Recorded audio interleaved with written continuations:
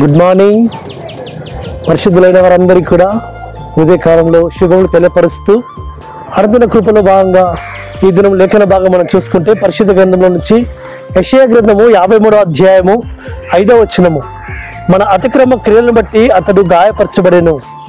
అను ప్రియులారా, ఈ యొక్క వాక్యము ఎవరి గురించి రాయబడిందో మనందరికీ తెలుసు కదా. మన రక్షకుడిని యెహోవా మెస్సియా ఆయన మన అతిక్రమణ నిమిత్తము, మన పాపముల నిమిత్తము, మన దోష నిమిత్తము ఆయన గాయపరచబడబోతున్నాడని, ఆయన నలగొట్టబడబోతున్నాడని, ఆయన మన నిమిత్తము శిక్ష అనుభవించబోతున్నాడని అలనాడు యెషయా ప్రవక్త ప్రవచిస్తూ వచ్చాడు.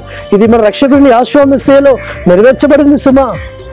అవును, ఆయన మన నిమిత్తము మనకు రావడం శిక్ష యావత్తు ఆయన భరించాడు. ఆయన ముక్కు మీద ఉమ్ము వేయించుకున్నాడు, ఆయన నలగొట్టబడ్డాడు, ఆయన పిరుగుతులు గుద్దించుకున్నాడు.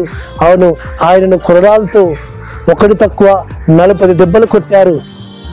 ఎవరి కొరకు అంటే ఆయనలో ఏ పాపం లేదు, ఆయన పరిశుద్ధుడు, ఆయన నోట ఏ కపటం లేదు. కాబట్టి ఆయన పరిశుద్ధుడు. ఆయన మన పాపముల కొరకు, మన దోషముల కొరకు, మన అతిక్రమల కొరకు ఆయన నలగొట్టబడ్డాడు. మనకు రావాల్సిన శిక్ష ఆయన భరించాడు. కాబట్టి ఆయనను మనము ఈ దినమున రక్షకుడిగా, విమోచకుడిగా ఆరాధిస్తున్నాము అంటే దాని కొరకు ఆయన క్రయము చెల్లించాడు, ఆయన రక్తము కార్చాడు, ఆయన ప్రాణం అర్పించాడు, మరణించి 3వ దినం తిరిగి లేచాడు సుమా. కాబట్టి ఆయన బలియాగమే మనకి ఈ దినమున ఈ యోగ్యతనిచ్చింది. ఆయన బలియాగమే ఆయన యొక్క శరీరంలో ఆ విధంగా పొడదెబ్బలతో కొట్టించుకోవడం వల్ల మనము మన యొక్క పాపం నుంచి, శాపం నుంచి విడిపింపడుతూ వచ్చాము సుమా. కాబట్టి ఆయన కార్చ రక్తము ద్వారా మనకు పాపం నుంచి విమోచన కలుగుతూ వచ్చింది. కాబట్టి ఆ అమూల్యమైన, నిర్దోషమైన, నిష్కలంకమైన రక్తము మనకు కార్చబడింది. ఆ మ్రాణులు దాని కొరకు ఆయన అనేక విధాలుగా శిక్ష అనుభవిస్తూ వచ్చాడు. ఆ శిక్షలో ఆయన ఎంతో సంతోషంగా దాన్ని స్వీకరిస్తూ వచ్చాడు సుమా. కాబట్టి అందుకే ఆయన గురించి రాయబడుతున్న మాట, మన సమాధానార్థన శిక్ష అతని మీద పడెను. చూడండి, అతడు పొందిన దెబ్బల చేత మనకు స్వస్థ కలిగెను. ఆయన గాయపరచబడ్డాడు, మనకు స్వస్థ కలుగుతూ వచ్చింది సుమా. కాబట్టి ఆయన మ్రాణులో మరణించాడు, మనకు పాపం నుంచి విమోచన దొరికింది సుమా. కాబట్టి ఈ విధమైన ఆ యొక్క వాక్యం యొక్క అంతరార్థము చేత మనం ఆ రక్షకుడైన, సృష్టికర్త అయిన, ఆ సర్వోన్నతుడైన యెహోవా మెస్సియాను మనం ఆరాధించబద్దులమై ఉన్నాం. కాబట్టి ఆ బలియాగాన్ని నిరంతరం మన కళ్ళెదుర ఉంచుకోవాలి.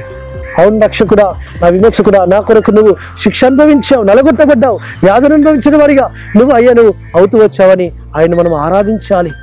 ఆ విధంగా ఆయన పొందిన దెబ్బల ద్వారా మనకు స్వస్థ కలిగింది. కాబట్టి మన అతను గాయపరచబడ్డాడు. కాబట్టి మనకి ఇద్దరున్న ఆయన యొక్క అతి పరిశుద్ధ స్థలములకు వెళ్ళి ఆరాధించి ధన్యతను, యోగ్యతనిచ్చాడు. అటు ధన్యతనిచ్చినందుకు ఆ పరమతనికి కృతజ్ఞతార్థులు అర్పిస్తూ ఆ పరమతని మనల్ని ఇంకా ఆయన యొక్క మార్గంలో ఆయన తన ఆత్మను మనకు నుంచి నడిపింపచేయను గాక.